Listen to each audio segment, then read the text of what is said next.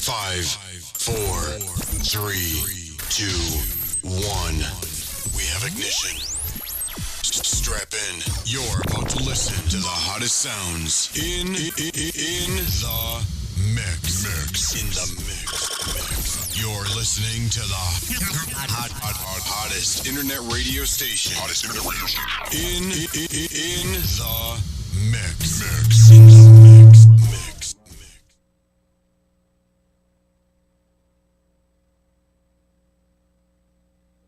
Hey everyone, happy Saturday, happy Saturday. I hope everyone is well. I have some very special guests with me today. Today's show is about giving back to the community. The gentlemen I have here with me are doing just that.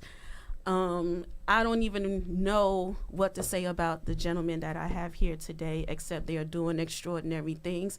And they are truly living in purpose. And I want to congratulate all three of you on everything that you're doing.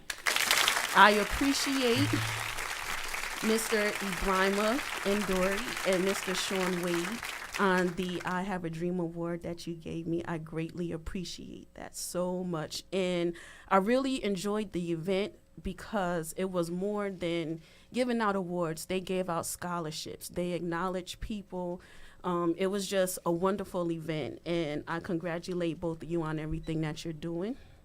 Thank you. And no problem. Thank you. And Neil, your story is very relatable, and I definitely want to get into your story because I think it's going to help people who may be listening, especially children that's going through situations that you encountered coming up.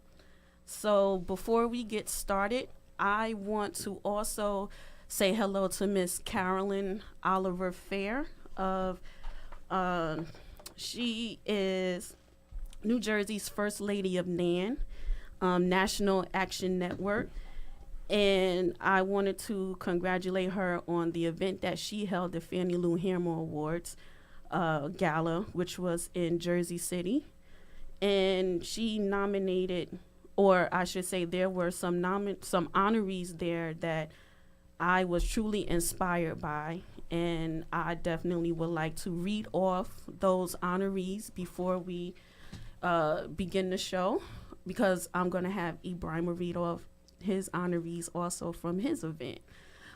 So for Mother's Day, this is dedicated to Miss Carolyn Oliver Fair and for what she did and for all the wonderful women that was honored at the Fannie Lou Hamer Award. And Cruz, you ready for the pictures? Lieutenant Governor Sheila Y. Oliver.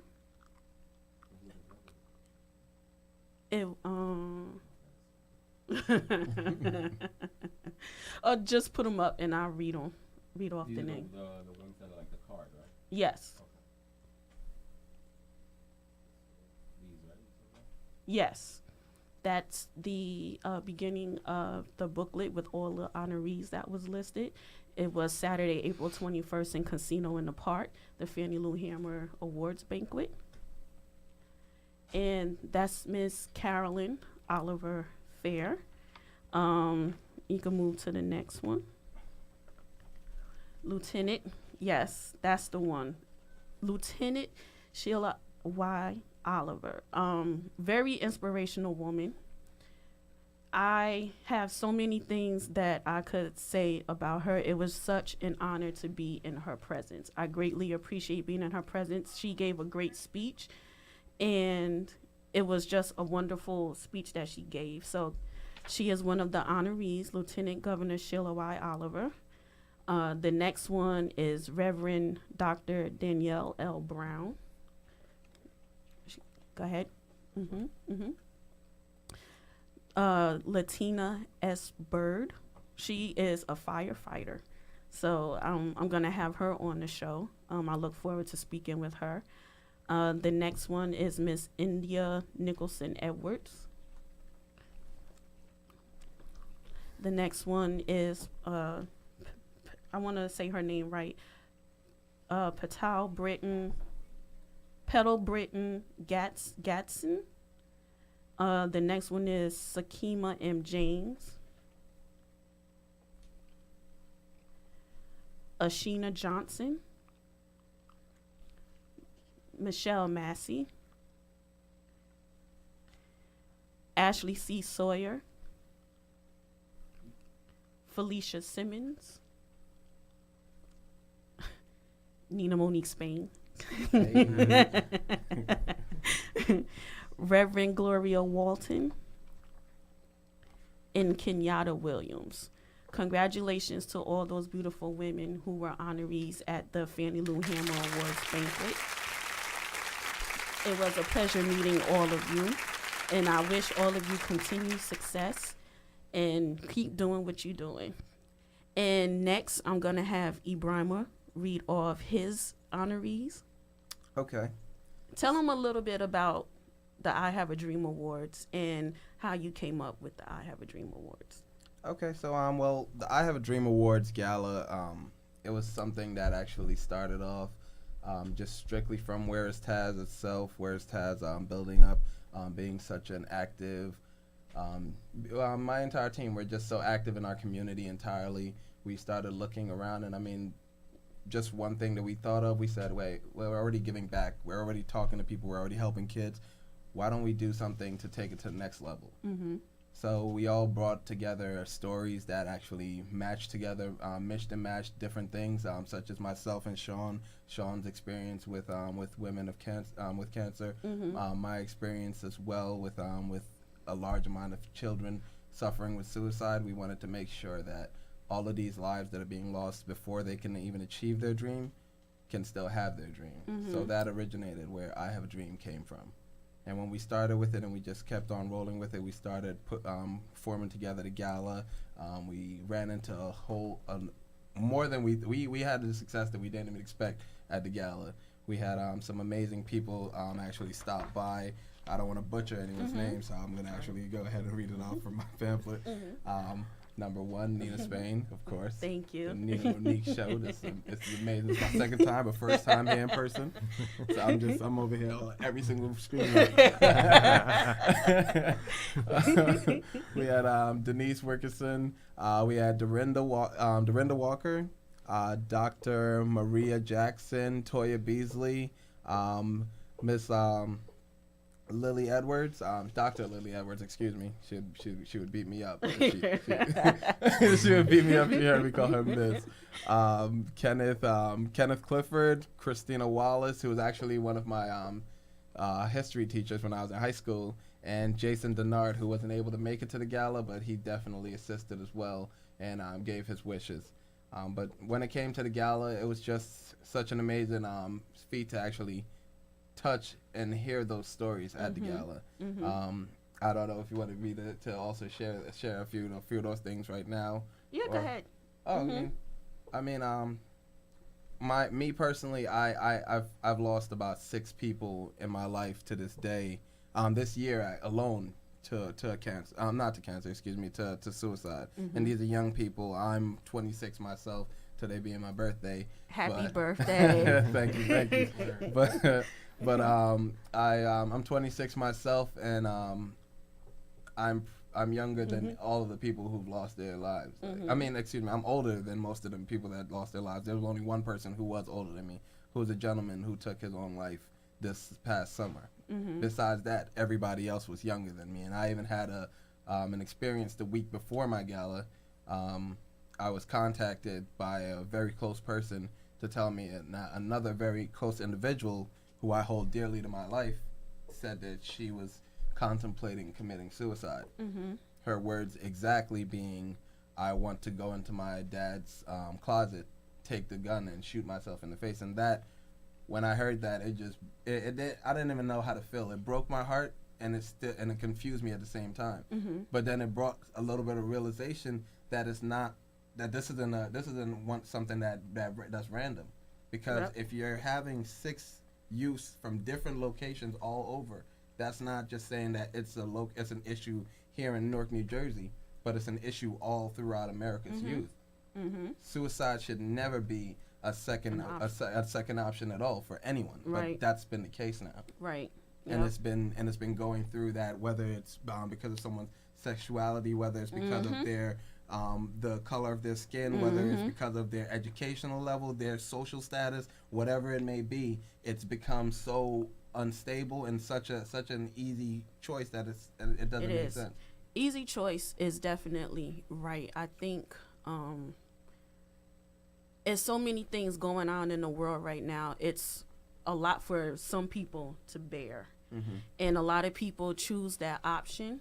And I always say, you may think that you're actually, trying to cure the situation by taking your own life, but you're not, because you may think you're not being loved by people, but you're really hurting people if you do something like that. No, absolutely. And especially for young people that make options like that. I could honestly say, when I was going through school, especially at the time when my mom and I was living in North Carolina, and a lot of people, as I mentioned a million times already, I was bullied and teased when I was little. And there were times where I hated going to school, especially, again, when my mom and I moved to North Carolina, because it went from being bullied and teased to being constantly picked on about my complexion. And it wasn't just coming from people of another color, it was coming from my own people. So I felt like I wasn't fitting in. And there were times that I did want to do something to myself, because I hated going to school. I did not want to go to school. And I thought about my mother. I said, if I do something like that, because my mom and I are very close, if I do something like that, that would devastate her. And I understand that a lot of young people also may not have that support system, but I always say you're going through things for a reason, because you're being used to, in the end, do something to help other people. Yeah. And I always say, what I went through, now I'm able to bring it to the microphone, and I'm able to inspire and empower other people through my stories. And for young people who have that idea of taking your own life, please don't do that. Don't do that. You have so much to live for. You may not see it at this time. We all go through growing pains. Everybody go through growing pains. That's very true. And Neil over here, he went through his situation, which we're going to get into in a couple of minutes. But everybody go through things, and you're not the only one going through it. And I always say, find people who will listen to you, people who take interest in trying to help you. Accept it. No, that's absolutely true. Accept it. And I commend you and Sean on this award, because you also had one of the the young ladies. Yes, that you gave the scholarship to. And it was actually I'm sorry, because when I was talking about the story, even at the gala, it kind of choked me up a little bit, and it forced me. I was gonna say the exact same thing. It choked me up so heavy just to mention it, and the fact that I was looking across the table, and I looked at the table full of my scholarship winners, and looking at one of the youths just breaking out into tears, and I was confused. I was like, I just met you. I mean, I know I'm giving you a scholarship. I'm trying to push and build your future.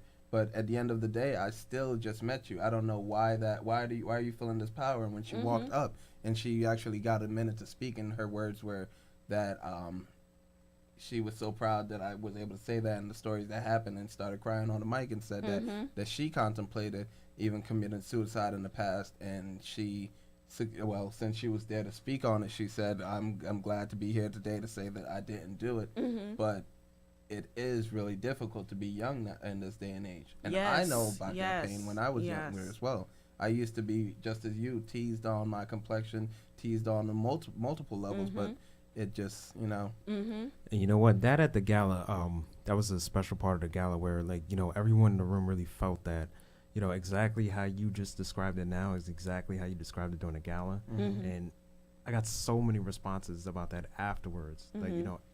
Everyone felt that part of the gala.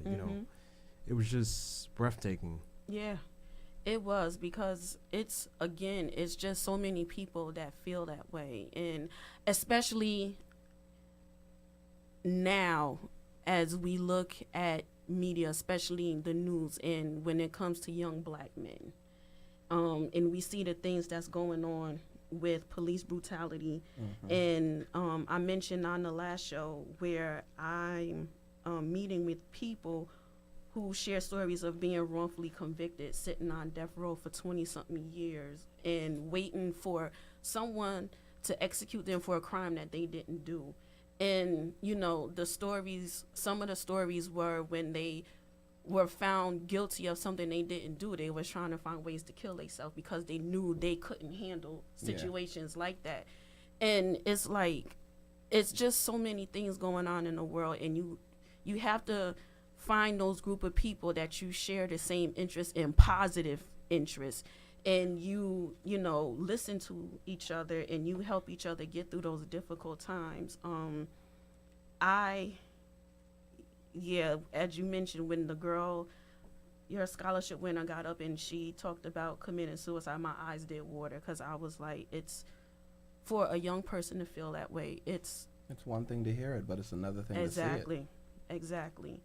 And your award, I know that made her feel good because it was an acknowledgement for who she is and being accepted for who she is. Yeah. So definitely. And I feel like that's where the mission with Where It Stands really is. Is to actually go forth and not just end this at a scholarship.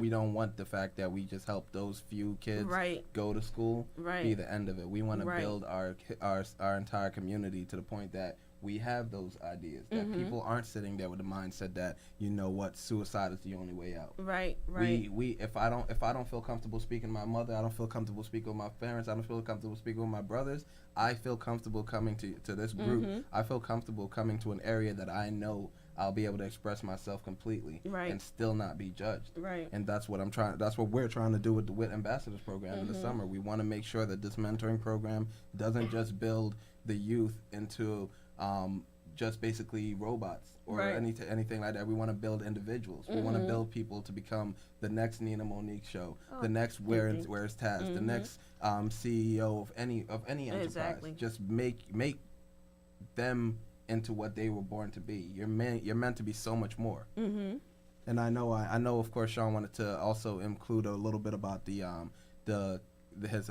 experience with cancer as well. And some of his colleagues and close friends who had cancer that brought as well. Yes, about a week before the gala, I actually had a friend who came down from North Carolina. He was letting me know that unfortunately his stepmom was going to pass with brain cancer. So I brought that to the gala. Also, I want to say, you know what? When our scholarship winner went up, she didn't even have an idea as well that it would just change the whole perception of the room. Everything completely changed when she said what she said. For everyone that missed it, it was, like I said before, just very breathtaking. I feel like everyone after that just really started to share their story, and that's what we're aiming to do today. Like, if you can't say something to family members, you can at least try and reach out to friends or something like this, peers of the community. Sometimes a trusted stranger is a better ear. Right. That's why I really wanted to do this show. I was trying to wait until July to bring on men like yourself, men of color who are doing things in their community to help people. But I was like, this can't wait. I have to get this out. Because I think we're there, but we're not seen enough. Yeah. Where it's young men like you, where you mentioned you're 26 years old, most 26 years old are out partying and things like that. Not that there's anything wrong with that, but to, have your own business and to be focused on giving back to, other young people like yourself and provide ways to help people grow into individuals, like you said.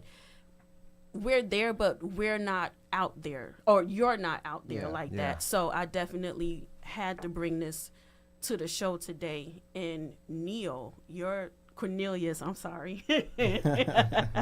I know Neil since we were little. And Cornelius, I'm sorry, I did it again.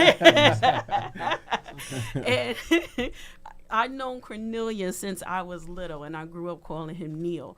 And there was things that I didn't know that was happening in his life until he actually wrote his book. Cruz, you can put the picture up. It's called Ghetto Legend Graduate. And I didn't know there were a lot of things, as he mentioned in the book, going on. One being that your mom struggled with addiction. What, for you, because you said you knew at 5 years old just about that she was going through that. What was going through your mind as a 5-year-old to see your mom go through that? Well, at the time, of course, I was young. I couldn't understand why she wasn't in a home. Mm-hmm. That's number one. Number two, pretty much it was despised. Mm-hmm. Three, I just didn't get a full understanding of, why she was out and how come my father has us. Mm-hmm. And how can we move into our grandma's house? It wasn't no clear, honest communication. Mm-hmm. There wasn't no dialogue. It was just, it is what it is. Mm-hmm. And now I realize, like, today it has to be a dialogue in that way. Mm-hmm. Whether the child is young or 5, but there has to be some type of understanding. Mm-hmm. The Bible talk about, in all thy getting, get understanding. Mm-hmm. Parents can talk to children. Children can understand more than parents do. Sometimes children be light to the parents in the worst situations. Mm-hmm. So at that time, it was no dialogue. It was just, what's going on? I'm puzzled. Mm-hmm. What's going on? I'm angry. Mm-hmm. What's going on? I need a hug. Mm-hmm. There was none. Yeah. It was just, you going to school. You live in that grandma's house. You got a place to stay. You got something to eat. That's that. Mm-hmm. And then when my mom would come around, she would look really, really bad. Mm-hmm. I'm like, oh my God, like, what is going on? They try to hide it. It was like a hidden thing, like trying to hide it. And it was like, that wasn't fair to me because, being young, you need to be nurtured, Mm-hmm. by a mom. And that wasn't the case. Mm-hmm. So to this day, I still, I could turn cold, real cold, when it comes to relationships. Mm-hmm. I failed in so many relationships looking for love in the wrong places. Looking for emotional love and that affection. Mm-hmm. At the same time, trying to get past the childhood part of the emotional tragedy. Mm-hmm. That's a difficult thing to do. To this day, I'm still going through it. Mm-hmm. So,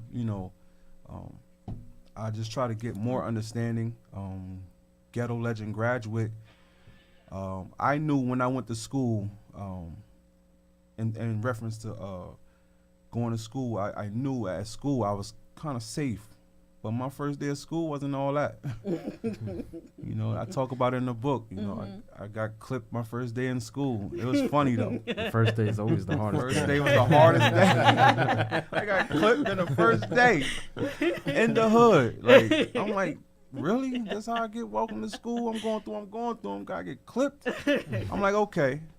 But my mom, she did support my education though. Oh yeah, I That's- read in the book where your teacher notified your mom you was misbehaving, Yes. and she came to school. Excuse my language for anybody listening. She came to school and beat that ass like so crazy. For real. Like, Tell them about that one in the bathroom. Well, what happened was I was in school. I was in like the second grade, and there was a Caucasian teacher. Mm-hmm. I call her the American flag in my book. Red, white, and blue. Because when she would get upset, she'd turn red. She was Caucasian, aka white, and she stabbed me with her blue pen a couple times. So I'm like, really? So, but the reason why I was taking a test and I put my name on the test as because I really like the show Bart Simpson, The Simpsons, Yeah. and I thought I was Bart. Bart was cool at the time, and that was like my escape at the time. So to be somebody else to escape from being who I was. So I thought I was Bart Simpson. I put it on my test, and I argued my teacher down like, yeah, I'm Bart Simpson. She like, no, you're not. I'm gonna call your parents. I'm like, whatever. So she called my mom. My mom didn't approve of that, and she came to the school looking so ratchet. Excuse me. I love my mom though. I love her though for that.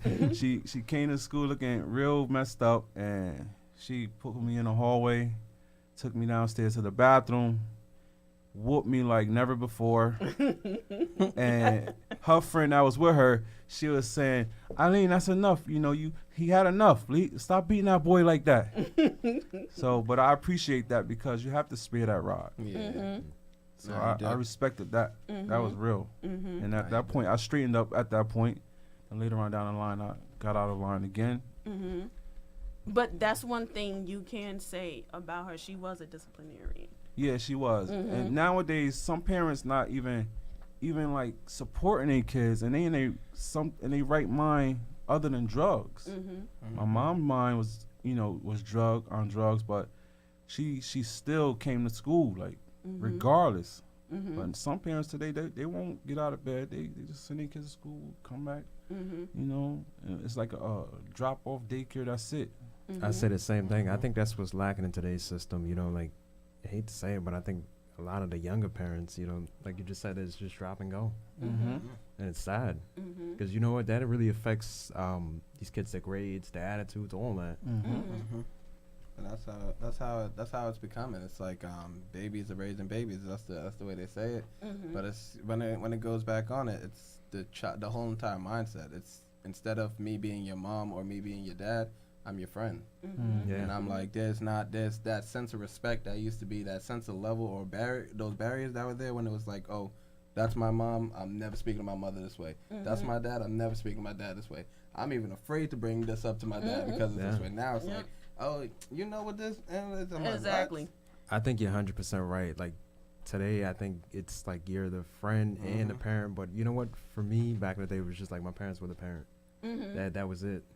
There's no, you know, being your friend and the parent at the same time. It was just, listen, I'm your parent. Yeah. This is what's going on, and this is what's happening. This is what you need to do. Yeah, and I mean, I don't want to be the guy who's gonna be like, oh yeah, it's social media's fault. Oh yeah, it's TV. It's this. It's that. It's not anything's fault. You raise your kids how you raise your kids. Like, if your kids act a certain type of way, it was because you got that mindset in their head. You made them start thinking that way.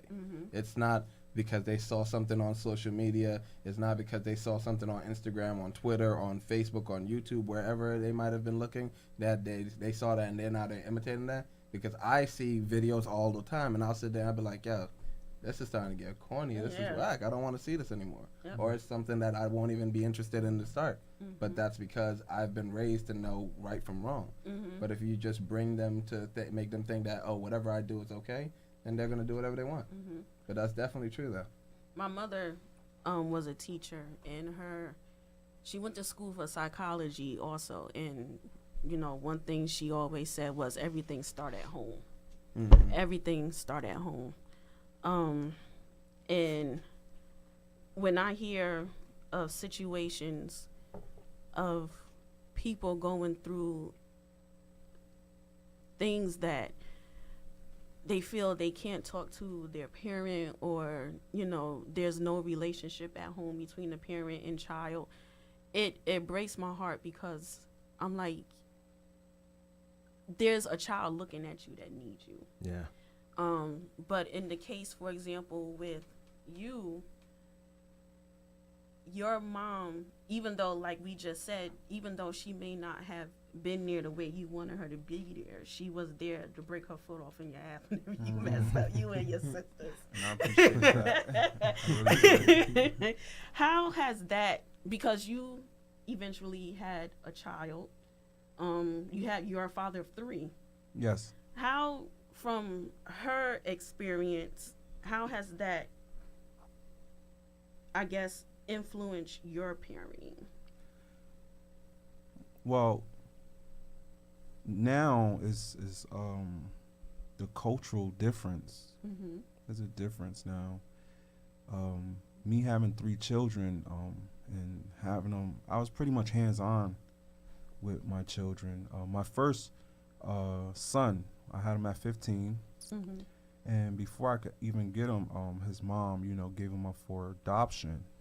But she told me where he was. Mhm. But prior to that, I was so young, and I didn't have a car, Mhm. and I hid it for 7 months, and I was scared. And I did, speaking of suicide, contemplate a suicide if I didn't get my son. Mhm. And I spoke up to my uncle, which came in, the room at the time. And I explained to him, like, if I don't get my son, I'm going to commit suicide. And then right away, he heard my heart and my sense of, because that was like the only thing that I felt like, I was in love with the girl that I had the son with. And at the same time, that was love that was for me. Yeah. My son was my love for me. Mhm. The love that I was missing from, to distract me from my mom's missing love. Mhm. So my son, when I went and got him, my uncle helped me, and I thank him for that. And when I brought him home, that distracted me from a lot of outside activity that my mom was going through, because that was weighing on me as I got older. Mhm. As you get older, it started to weigh at 15. Yeah. You start to see people celebrating their mothers. Mm-hmm. You get pissed. Even now, I still, I was kind of upset and hurt even yesterday and coming today. And Mhm. but I'm triumphing through it to show the other people that's thinking about suicide, nope, don't do it, Yeah. because God will save you from that. He'll send somebody like Nina. She called me at the nick of time, because my mind was spinning Mhm. out of control, and it showed me to come do this show. It's like a saving grace type of deal, Yeah. because it takes my mind off of what happened and how things happen.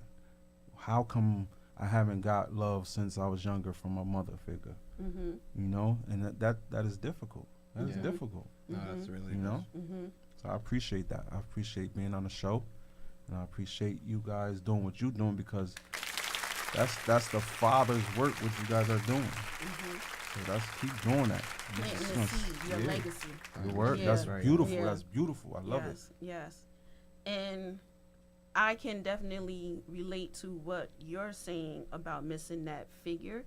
I grew up without my dad, and that bothered me for a very long time, very long time. My biological father, it bothered me for a very long time. And when I was about, I want to say 27, 28, I met him. I met my brother. He had another son. And we talked and we cleared the air. But like you say, sometimes it weighs on you, because I'm like, I wish you was there. You missed out on a lot. But our parents' stories are their stories. And I always say, when it comes to us, it's up to us to correct their wrongs with when we have kids, not to do what they did. Yeah, That's it's very difficult, deep. though. Yeah. Because look, me having the 3 children, I didn't answer your question. Me having my 3 children right now, currently they not with me. Mhm. But it's easy to neglect and just abandon. Mhm. That's so easy. Yeah. And at times I feel like that's what I'm doing, Mhm. because I'm not physically there. I'm not physically watching it every step. Not physically counseling them. Not physically providing instruction. Not Yeah. physically disciplining them. Mhm. And that's makes it feel like that. But it's a lot of things that come into play. Of course, child support. Mhm. Breaking up and divorce. Emotions getting away. Mhm. And there's different forces, and there's different bitternesses that drives people's decisions, and unforgiveness drive people's decisions. Yeah. And that's where the disconnect come from, and the abandonment and neglect. Not saying it's okay, Yeah. but it's a process. Mhm. People understand differently at different times. That's true. People grow differently at different times. So I can't be mad at her Mhm. for having her children. I can't. I don't want my. I even thought about taking my children from their mother. Then I thought about it, but I was enraged at that time. But I thought about it. I said, wait, I know how I felt when I lost my mother. Mhm. That's not fair. Okay, I'll be the sacrifice. Yeah. So Mhm. the parenting part is very different. It's different. It's difficult. It's not easy. It's not easy going through different transitions in life and different growth spurts on different individuals. Right. And dealing with your emotions and things like that. And that goes back to what you were saying about suicide, because some people can't handle that growth. When something is, when you're forced to look at something for what it is, some people can't handle that. Yeah. And it's like, that's part of, again, those growing pains. That's what evolving is. You have to face those things that hurt you the most, and you have to find ways to get over them and fix them. And it's a part of life. Yeah. And I definitely get what you're saying. I don't have any kids. I want some, but I'm scared to have them right now. The world is crazy. Yeah. I mean, just to touch on, touch on one more point that he actually said. When it comes to when you do get into that separation, and then you go about and you see other families, because I know myself personally, my mother and my father split like months before I graduated 8th grade. So I had to go through the choice of picking which side of the family is going to come visit, come see me graduate. And I always remember the pain my dad had when I didn't have him come to see me. And that was strictly because I knew that my brothers and my mother were going to be there, and I didn't want that issue. But having that choice for a child is heavy. And then you grow up, and then as you grow up and you think everything's fine, and you think you found a way to get by it and get through it, and then you see other families walking, father and mother hand in hand. You might sit there and smile, but under that smile there's a little bit of a snare, and there's a little bit of a hurt, because you're like, and it's not even on purpose, it's just you just wonder why am I different? Why didn't that happen for me? Why couldn't I get that? And I definitely understand that. That right there is definitely true. Yes. And this day and age, people are crazy. So I would say that is definitely something that you don't want to do right now. It's true. Like, I'm 36 years old, and it's funny because my mom and I will be talking, and she's one, she don't pressure me to do things, but she'll ask, so, Nina, do you think maybe somewhere, a little Nina come around? And I'm like, Ma, someday, somehow, some way it'll happen. But right now, this world is crazy. When I look at the news, I was waiting for Nina, you took a little bit of That was good. That's real good. Cruz, not to bring you in the conversation, because I know you always like, no, I don't want to be in it. But as a parent, how do you manage to be sane with kids? Like, meaning watching everything that's going on. Like, how do you, as a parent, not like freak out? It? Yeah.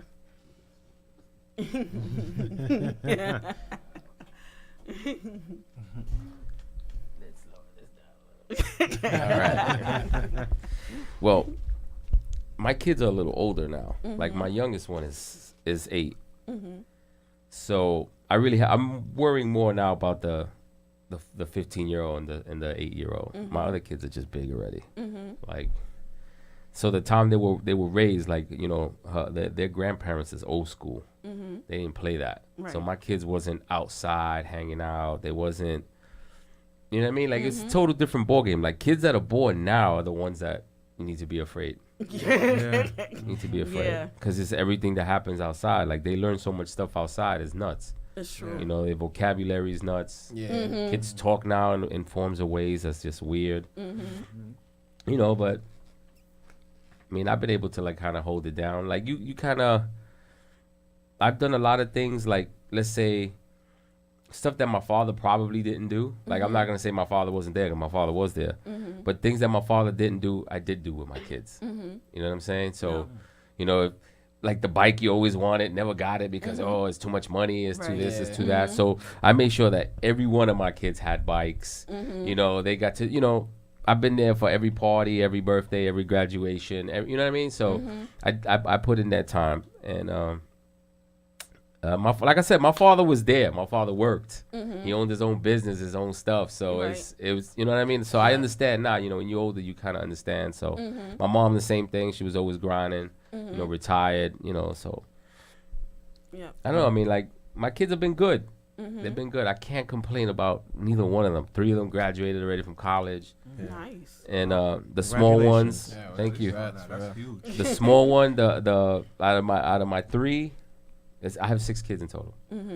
So the 3 from the second mother, you know, one's in college right now. The other one's in high school. You know, the small one's in, you know, elementary school. So those 2, the little ones, are the ones that I'm more worried about. Right. You know what I mean? Yeah. Yeah. So the one that's in college, he's a go-getter as well. He works. You know, he's a sneakerhead just like his father. So, I mean, I don't know. Like, I just worry more about the little ones just because of the influences, the stuff that's out there. You know what I mean? And there's too many teen parents. Right. Yeah. So the teen parents don't teach their kids well. Like, they don't. Old school parents is different. Right. You know what I'm know saying? what? So it's Would just you- a night and day. Would you blame it on, you know, today's technology? Because course. you know, I often hear that, you know, a lot of people say that, you know, blame the technology, what they see in the videos, you know, what they do on social media and all that. Well, kids, I mean, if you remember when you were growing up, what you saw is what you wanted. Yeah. Yeah. You know what I mean? So if you saw something was a trend, you wanted to be part of the trend. So Yeah. now the trend now is all dumb stuff. You see videos, people beating each other up, people wear, you know, the clothes that they wear, Yeah. you know, the stuff that they do. They find that to be cool. And, you know, to me, I look at it like it's stupid. Like, Yeah. Yeah. you know, when I was a kid, they really, like, I had video games. Right. But- Sega Genesis. Yeah. Right. Yeah. Like we just mentioned that earlier. And Super it Mario was Brothers. actually like Atari when I was growing up. It was Atari, and then, you know, the Nintendo came way after that. You know what I'm saying? So, but me growing up as a kid, with my father, that's what I used to do with my father. We would go every Saturday, Sunday. He would play baseball, softball. So of course I was into that. Right. Because you mimic your father is what you do. I You know what I mean? agree. If you're a girl, you're gonna mimic your mom. If you're, you know, the boys always mimic their fathers. So I was always playing baseball, always playing stick ball, you know, manhunt, doing all the, you know what I mean? Yeah, You I did love things. running around You were type of active. things. If you look at kids now that are growing up are either obese, they be too tired. Like my son, my youngest son, the other day we were walking up a hill and he was breathing hard. I was like, yeah, you're all right. And he's thin. I was like, yeah, you're all right. I feel tired. I was like, well, you shouldn't be tired. You know, you 8 years old, and I'm pretty sure, I don't remember 8, but, you know, when I was a young kid, I was always running around. Right. Yeah. A lot of energy, you know, and kids now, everything's a video game. If Yeah. it's not a Yeah. tablet, if it's not the phone, you know, it's just, I mean, social media is really bad. Yeah. Social media is bad. The computers are bad. All of it is bad because you don't do anything else. You know what I mean, if you have it right in front of you where you can look at something, you're just not going to go anywhere. Right. Social media is bad, but I think it's more on the line of on the parenting as well. You shouldn't introduce your child at an early age. Like, you shouldn't have a cell phone while you're in middle school.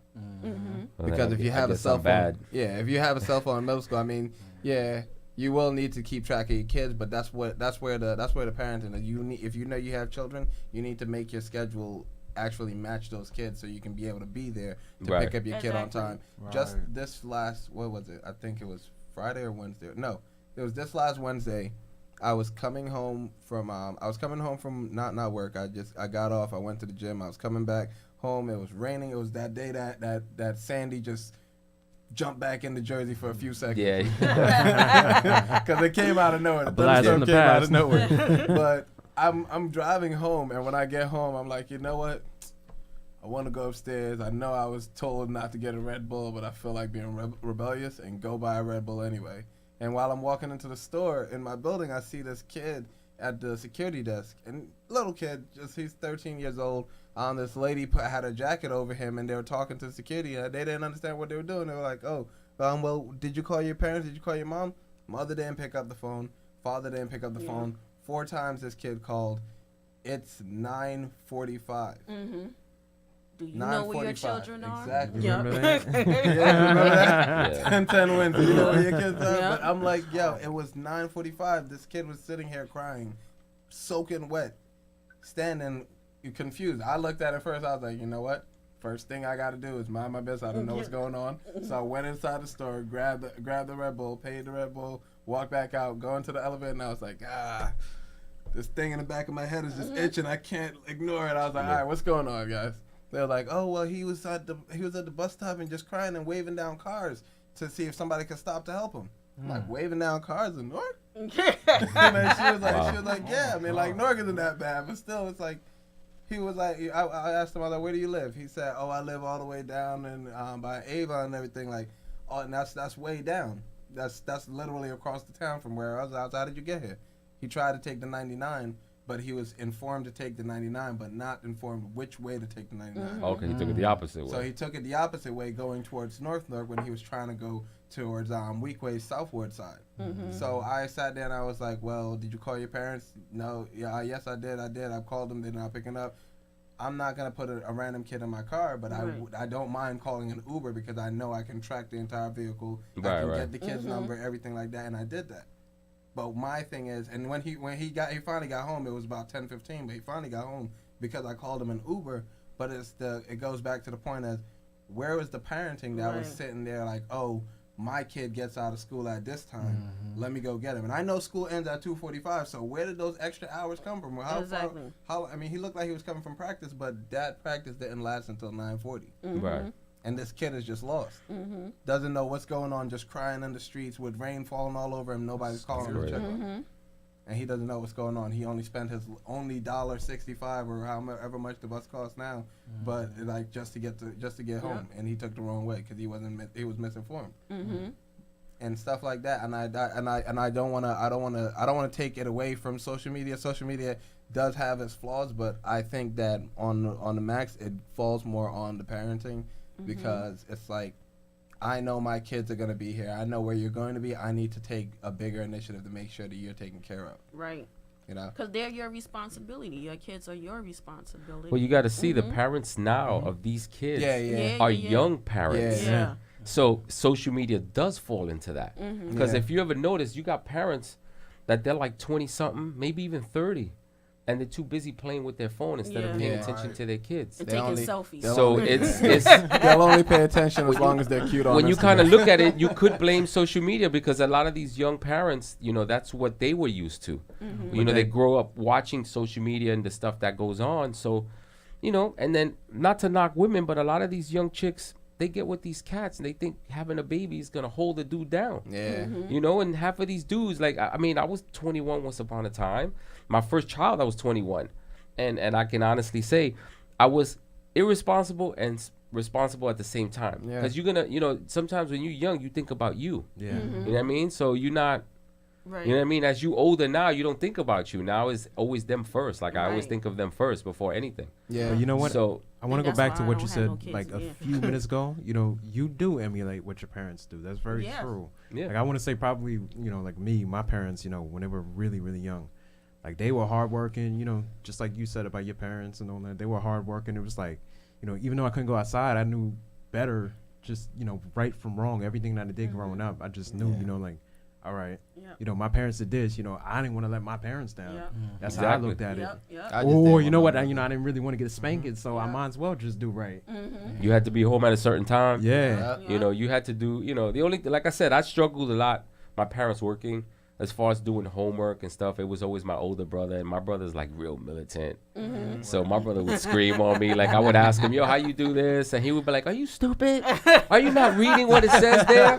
You know, and it was just that type of that. It was that tough love with my brother, but you know, so like I said, growing up with my kids, all the little things that I didn't like, that I thought sucked, is what I tried not to do. Right. So with my kids, like when it comes to doing homework, like the mom she's a pest. You know, she's one that, you know, she's, you know, the mother of my young kids. She's young. She's 38 years old, but she's still into the social media and plays with it. And sometimes my son is doing homework and I'll sit there and I'll watch her and I go, yo, you know, he needs help with that, you know, and she's too busy. Oh, you know, whatever. And I tell her, listen, take some time, put the phone to the side and pay attention to what he's doing because you're trying to like explain, like drag it into his brain, like, you know, explain it to him, like take some time, you know, why you get so frustrated. And I sit with my kids and I teach them the old way, like, you know, I mean, I'll try to make it fun. Like when I used to teach my son how to do math, I would draw a pizza and, you know, if you ate how many pizzas, whatever, because that's how I was taught. So you're going to teach them the way you was taught. You know what I mean? So, I mean, being a parent, you gotta have a lot of patience. Yeah. And I do. I have a lot of. I mean, owning in the mix, you gotta have a lot of patience because sometimes I feel like I got kids here too. You know, you explain things to people that it goes over their head and they do things. So, I mean, I've learned patience a long time. If you don't have any patience, you ain't going nowhere. Have you guys you ain't going nowhere. Have you guys noticed that like once you became of age, all those things that you thought because your parents made such a huge deal about it, all those things that you thought were so expensive, they're like, yo, you really could have got me all of these toys. They're just not. I just heard one of the things he said, and I was like, yo, no, I don't think about it when I was in KB Toys. And she kept saying those toys were, that's bad cheap. No. Yeah. Well, I'll tell you what gets me mad when I go to stores and I see parents with the kids and they're buying dope stuff for themselves, and the kid is like, "Yo, I want that. Get out of here!" Like me, like I mean, and I say this, you know why? Because I'm like a sneakerhead, so I go to the stores and the new sneakers come out, whatever, I'll buy them. You know, if my son or my daughter wants them, I'll get it for them too. You know what I mean? Because you can't buy something for yourself and not have them sport it neither. Right. Because then that's whack. You know what I mean? Yeah. And I've seen parents where they're buying themselves $200 Jordans, and then the kid is asking, "Yo, you can't have this, whatever." Like, why would you do that? Yeah, no. Don't take. And I've always said, don't take your kids shopping with you. If you're not gonna buy them something and you're gonna purchase for you, you're in the dead wrong. I don't care how hard you work, how much, you know what I'm saying, how much time you put to make your paper.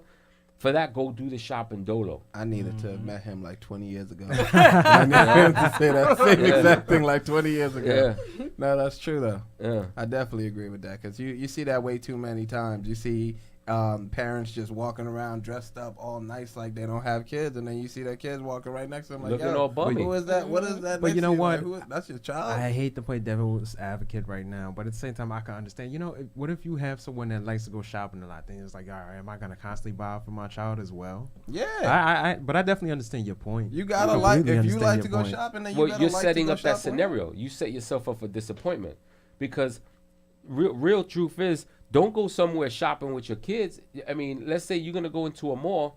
Why would you go hang out with your kid in the mall if you know you're gonna spend money? I've always said that. Like I was like, yo, I'm not gonna go here today because you gotta buy for them. You're gonna spend money on food. You know, they're gonna see something they want. Like every time I go to the mall, my son, the first place we gotta go into is GameStop. You know what I'm saying? So it's all the time. We gotta be in GameStop. And luckily I got a GameStop credit card. So yeah, let's swipe it. Whatever. You know what I mean? So that's what I'm saying. If you don't want to spend a lot of money, then take them somewhere where it might be a park or somewhere where you know you're not going to spend that kind of paper. Because no matter where you go with your kids, you're going to spend money. Kids is money. They cost money. You know what I mean? You're going to feed, and it doesn't have to be buying them stuff, but you're going to go out, right? You're going to eat. You're going to do this. I mean, it is what it is. So you got to kind of look at it for what it is. Don't take them to a place. Don't go into a mall or somewhere where everything is eye candy. Right. Because they're gonna want something, and then if you're gonna purchase something, then you're gonna look like a retard. You buying it, and they're gonna be like, oh, you know, it's just it's a bad scenario. So I wouldn't do it that way. But I normally go to the mall with them anyway, and I buy too many things on impulse too. So I could say I'm guilty of that. He was saying something about cell phones. My son had his first cell phone when he was 7 years old, and he probably got a phone better than the average person. Like the teacher can't stand it. You know what I'm saying? Like my son doesn't take his phone to school. Yeah, you know, that's phone. That's a good way to do it. Yeah, his phone stays at home. So that makes when sense. he gets home, he gets on his phone and he plays with it or whatever he's doing. But I mean, I got him the phone because you never know. Like nowadays, there is no more house phones. Where do you see a house phone? Right. Yeah. You don't. So just in case there's an emergency, you know, the first phone call there is gonna be mom or dad. Right. Yeah. So he has his phone there. So I mean, that's just me realistically speaking. See, I respect that mindset. In that case, yes, that is true. The house phones are a thing of the past. That's and not, pay phones. Yeah. Let's not forget. Pay phones are still around. I've seen That's one what or you're gonna two. find about. I've seen one or You two. one you every find couple one. miles. Yeah, but I mean, when it comes to it, yes, you should have a cell phone for your child. Yes, you should have a phone or a means for them to be able to get in communication with you. Right. But they shouldn't be able to have access to it in their school. No, he doesn't have it at school. That makes sense. Because I mean, if anything, I think the first thing a parent should do is meet the student's teacher, not wait until it's report card day or whenever they're in trouble to get in touch with the teacher. That. She want to go to school every day. Yep. I'm like, Mom, you don't have to go to school every day. I want to know your teachers, and I want your teachers to know me. I want them to know they could contact me for. I'm like, I don't need. See, but back in the days, you were able to give the That's a good parent. the teachers. You were able to It give was teachers good, but she was annoying. a go ahead to slap you over the head when you did wrong. Yeah. That's Can't how it do that was back now. in the days. Right. My mom would my mom would tell the teachers, yo, if he's out of line, yo, you got to slap him over the head, slap him over the head. Now you can't even do that with a kid. Yeah, you Now can't do now that you at got all. these little kids that they think they gangster, you know, and they want to fight with you. And sometimes I feel bad for teachers. Like, you shouldn't be putting your hands on other kids, but you got kids. I've seen kids like, you know, throwing their hands at a teacher, and it sucks because you can't do anything back. And you as a human being, your first instinct is someone hits you, Yeah. you're protecting yourself. Yeah. So I saw this one video where this dude, You know. he eventually got tired, a teacher, and he slammed the kid on the floor. And to me, I was like, you know what, the kid had it coming, because the kid was all you up know in what, the that guy's kid was face. just as, I think I seen Give him that. space. You know, the kid was just as big as the teacher, if Yeah, not he was bigger a than big the teacher. dude. He was a big dude, and if you sit back and don't do nothing, this dude's gonna rough you Yeah. up. Yeah, Yeah. you know what, and that carries throughout the whole classroom. What they see that one student do, Exactly. the rest of them are gonna Exactly. do it. So Yep. it would have Yep. been a riot, Yep. you know. Yeah. Yep. Because they're gonna sit there like, oh, he got away with it. Why can't I? And it sucks now. Like now everything is, you can't do nothing. Do you know, like, as a parent, and I learned this, you know, seeing through other people. If you have a daughter, right? Once your daughter is like 15 or 16 and she gets pregnant, you do not have a right to make her get an abortion. By law, you cannot do nothing. It's a wrap. I think it's 15 or 16. You have no say so. Oh wow. You have no say so. So if your daughter comes out pregnant, she's 15 or 16, she even has the right to tell the doctor, yo, she can't be in here. My parents can't be in the room. I don't want them to know nothing you say. Yep. And they're protected. So nowadays it's kind of hard to do whatever. Like, if you grab your child and you rough them up a little bit, you Yeah. know, they want to turn around and call 5-0 on you. Yeah. They'll come Yeah. arrest you. that's I don't know if just they'll discipline. arrest Or you you now. know, Oh, yeah, they'll diapers- arrest you. or No, they diapers will, come No, out cause I'm today- not saying they don't arrest anymore, especially people of color. Today, Oh, yeah. Well, Yeah. Oh, yeah. So stay It's- away from the police. it's just like today, I was reading an article. This guy, he's an officer, he's a cop, and they're down in Florida. He came to the school. They got it on camera. Him, you know, slapping his daughter. You know, they call it abuse though. Hitting his daughter. You know, I guess disciplining his daughter in the office. The secretary was there. She said she was scared and fear of her unborn child to had said or did anything to help that. I guess she was a teenager. I guess she did something. I don't know what she did, but the father is now locked up in custody for doing that, right, for disciplining for your child. disciplining his own child. Yeah. In public, I guess. You know, it's on. I just looked at the video on the news, Fox News. But you see the difference. You see the difference from back in the That's days. scary. You It growing up, that your parents was gonna put a boot in your behind, Like Yeah, I you said, know and you grew up a These different way. kids Yup. these days, they're fearless. You know, a couple years ago Yeah, I they're substituted, and fearless. it's hard. Like, the first time that I ever substituted, I was in a school in Jersey City. You know, aside from already having a hard day from trying to find parking out there, and, like, these kids, they try to trash the room. And you know what? Like, being an adult in the room, you have to take responsibility. Yeah. So you Yeah. have to, you gotta man up. You gotta tell them do this. Get the room back in order the way it should be.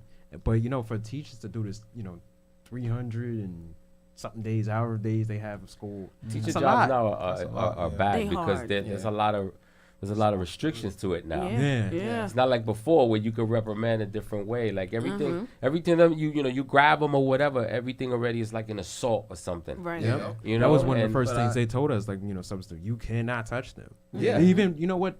The rules with the cell phone, it gets very crazy in school. Like, they used to tell us, like, you should take the cell phone, but at the same time, you take the cell phone. Now, that, in essence, creates a different problem by itself. Because that's Exactly. not your That's phone. right. Exactly. You know what I mean? Being an adult, I understand that. Somebody take my phone. You know what? This is my phone. I paid for it. Right. So, you taking a student's phone, like, you have a different problem on your hand now. Yeah. Right.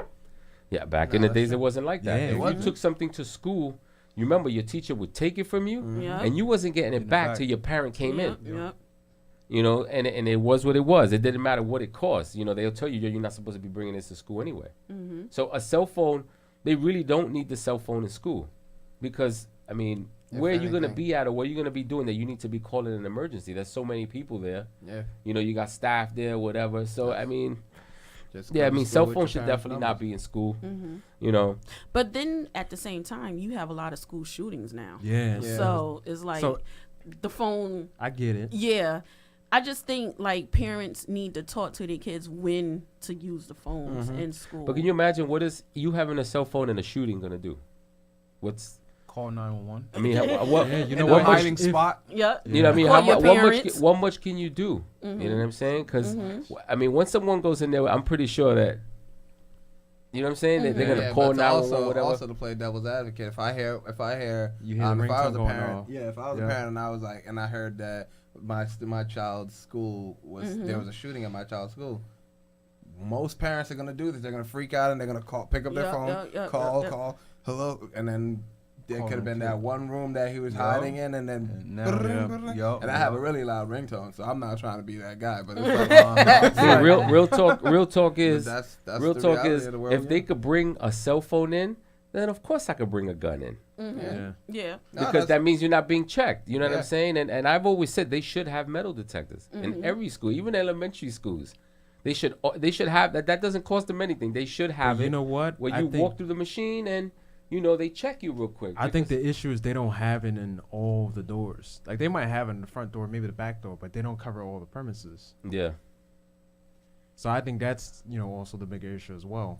I don't fully approve of metal detectors though, because I feel like that just makes that mindset that like, oh, I feel like I'm here because I am a bad kid. Like when I looked at metal detectors in high school, I myself felt like, yo, I was like, why am I walking into school? Because the first year I went there weren't in metal detectors. The next year I came in, there were metal detectors. I was like, yo, now I have to pull everything out of my pocket. Like, what? I'm not a bad kid. I'm not a bad person. And I feel like that actually inspires other people. Like, say if I was that one of those kids, like, man, that's metal detector not gonna stop me. I'm gonna find a way around it. Then walk in and like, oh, look what I got through here. Look what I got through this time. Look what I got through this time. And then it was people who were still bringing weapons into school with the metal detectors around. People brought knives and everything. Well, then with that the metal just shows you that they're doing a bad job with the metal detectors.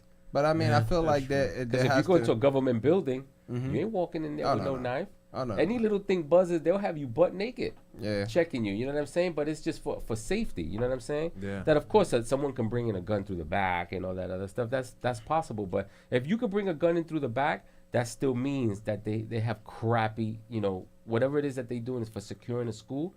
You know what I'm saying? Because everything with budgets and they don't want to put money into this, money into that. Like technology is so retarded right now that you should know if a back door opens. Like I sort of agree. These cameras today, like you could look at it on your phone. Be dude, when I'm wherever telling you, else, all with that. my phone, when I'm not here, I can see who in every camera here, what room, if someone walks through the front. So you're gonna tell me that if you're in a school and a door goes off, that they don't even have to have now a million monitors. You can have a tablet in front of you Yeah. where it'll Yeah. buzz and it'll show you, yo, this door just opened or whatever. So they can do it. You know what I mean? Yeah. If they can send nuclear missiles through here and go to the moon and all that, believe me, all that stuff is capable. It's just Do they wanna meant to do be it? that way. Yeah, it's just the world we live in. I always say our social security is our jail number. To me, I call the world one big prison, and our social security is our jail number till it expires. I look at it for what it is. The government don't care for anybody. We got a crappy president. We don't care for nothing. And if he's corrupt, then the world is corrupt. You just gotta look at it for what it is. He's the biggest dude in power right now in the United States, and if he sucks, we all suck. It's just you just can't call it anything else. There's not much you can do about anything. That's just how I look at it. So I look at it like, yo, I live my life one day at a time. When it's time, it's a wrap. I You see. know? It's No, a crazy mind frame, but No, I That's what agree. it is. I agree, but that's why we specifically we want to try to see how we can actually positively affect the next generation, because the generation that's passed, I feel like there's been a huge disconnect. There's a huge disconnect between generations in total. the youth and the elder generation, we're not seeing each other and we're not there where we need to be. The youth are disrespecting our elders. The elders are disrespecting our youth. We're not trying to help each other anymore. We're just sitting there looking back like, wow, look at what you're doing. and then the other side, they're sitting there like, well, look what you did. And it's not helping that bad. That's why. That's a very interesting way of looking at it, because I agree. I agree with that. There's no more smarts anymore. No. Yeah. There's no Absolutely common not. sense anymore. I mean, I don't even give it up to the crooks anymore. How do you go rob and kill somebody and then post a video up? Yeah. That's just Who does that? ridiculous. Like back in the days, they would try to figure out how to get in and get out without being seen and being caught. No, now you got people posting videos up or whatever, like, you know. And I keep it real, man. As messed up as it is, like I could be in a place where I could see someone getting beat up, and I'm just gonna keep walking my own way. And it sounds messed up. You know why? Because nowadays it's not fair game anymore. It's not. It's not fair game. Like, you know what? I'm old school. I'll throw my hands with you. I'll slap you up a couple times, but you don't know now who's gonna pull out on you now. Exactly. So it's not the same anymore. Yeah. Like, you already know. Like, I might go defend you, and then there goes my life because I tried to defend someone else, and that other person probably might have not even defended me. Right. You know, it sounds crazy. I mean, No, it's a lot to think about. It's true though, because you see a lot of the difference now. I'm gonna say from when you and I was growing up, everything is just is different. Yeah. It's so different. It's sometimes I just look at some. I don't even like. I think I mentioned it too on the show. I don't even like to look at TV anymore. Oh no. I really don't. TV's horrible. I Yeah, it don't. don't make sense. everything's I don't- reality shows. Yeah. Yeah. I like honestly, Exploitation. that's it. That's it. I Anywhere think- you go, media is gonna batter you. Exactly. But you know what? Ignorance draws attention. So Yes. that's what's really bringing in the Yes. money. And it's sad, but Yes. that's what's really bringing in the money for these Yeah. TV players. So Yeah. now I have a question for you guys. You don't think that positively attacking strategically and positively attacking the youth will make a difference to the world we have right now? Because currently what we're dealing with is we're all going one way, and the way we're going, we're not going up on this chart, we're going down. It's a new year's a new generation. It's so much technology out there, but with all these technical benefits, we're still going down as a society. I thought about that too at one point, because I said we are advancing in certain things, but as a people, we're not getting anywhere. Yeah. We still fighting over things, in my opinion, where it's like, you're not over that yet. Like, we all are here on Earth. Why are we still fighting over like little stupid things? But yet it's still, we have these 6+ coming out, 27+ coming out. The camera do this, it does this, but it's like, as a people, we're not getting anywhere. Right. Yeah. I think that, like, with my book, Ghetto Legend Graduate, too, all the things that, like, back then, like, even though I was going through what I was going through, but that's not the major chunk of my story in that book. I don't glorify or, have a, how you call it, a boohoo party. I don't have that in that book. It's just, oh, my mom, she's out there, okay. I got to create a life for myself. Yeah. I got to move on. I got to focus on my grades, something that's concrete that can give me a positive reward in my mind for us taking tests, showing up to school, showing up on tests, showing up on notes, and doing my homework and things like that, something I could actually attain, which was the education. And it's a part of advancement as well in America today. But for the most part, I think technology, phones, and music and things like that is distracting and attacking the vulnerable and the weak, meaning like the children. The children is a future, and it's stealing like the PS4s, the Xboxes, and things like that. It got them so into the game, they will disrespect you. They will bite your hand if you touch their controller, their TV. They will attack you on the computers and laptops. They don't want to get off of it. They be on there for like 8 hours, 4 hours, 5 hours, unsupervised at times, on a game for 4 and 5 hours. And it's like it's stealing their creativity, stealing their compassion. Because in my book, I always like to be creative with my mind. I always was in my imagination, in my mind, and it will heal you. It will take you far. Being in, like your imagination, creating things, Right. being compassionate, being humble, all these different things. Being respectful, being ambitious, being an individual of your own mindset. That's some of the things that I glorify in my book. Yeah. Honestly, Cornelius, I would be honored for you to actually come and speak with some of the students that we're going to be having at our Where's Tad's Ambassadors program over the summer, Definitely. because that's something that we need people to see. I don't believe in just. I mean, I go back to the whole childhood thing. I used to find it as the biggest punishment, because I used to get my behind whooped. I won't lie. I was the kid. I was the one who always got beaten. I'm that guy. I'm the guy. The one that always got his I'm the one who his, always hand used to caught in the get beat. jar. Yeah, exactly. That's me. You have That's brothers me. and sisters, I got 2 brothers and 3 sisters. and you was the one who used And to I get was it the all one the who time? used to get it all the time. I would get caught for everything. I was the one who would put on 6 layers of clothes, because I knew when my dad got home it was a wrap. And as soon as he came in, he'll see me my super thin. First time I heard that. You know what's funny too? You know what's funny that when you did something wrong, and then you had to sit there and wait.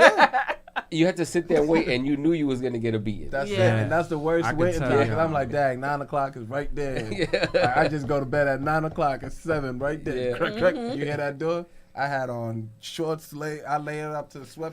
And when my dad walked into the room, he was like, "Brian, come here." As soon as I walked in, he started laughing. He was like, "Go take all of that off." And Yeah. I won't lie. I'll be like, It's the it old got school. it got bad. That's it. But I'm like, me. Even if I got beaten, that's something I got beaten. Whatever, cool. Like it didn't teach me anything, because I kept doing it. I kept getting in trouble. But the one thing that did teach me a lesson was, I guess my dad figured me out, or my mom's and my dad figured me out, because there was one time they were like, "Ebrima, that's it. You're staying in the house." And I was like, "What?" That's boring. I looked They outside. took away what you liked the most. Because they know me. I'm such a busybody. I'm never in the house. If you ever try to see me at my house, you won't catch me there until, at least, even to this day, till 11 o'clock. I'll be walking back in the house, or as soon as I'm in, I'm right back out. And when they told me to stay in the house, it was the worst day he could have did that, because I looked outside.